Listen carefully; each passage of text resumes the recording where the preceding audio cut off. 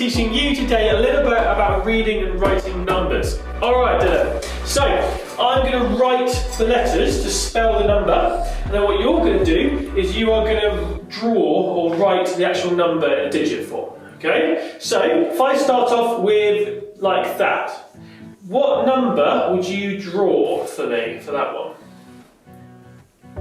Absolutely amazing. And then let's try a bit harder one, okay? Let's go for this one, okay? Genius, well done. And then there's two more that most people find very hard to spell, but also write, okay? And that is this one, and another one, which is like that. Okay, so can you draw whatever digit would look like in that one? Very good, and then whatever this one would be. Well done. Alright, so then the final one we're going to do for today's video, and then for future, we'll go for a bit harder and bigger numbers, but for now, the final one is that one. Alright, so what would that look like, Dylan?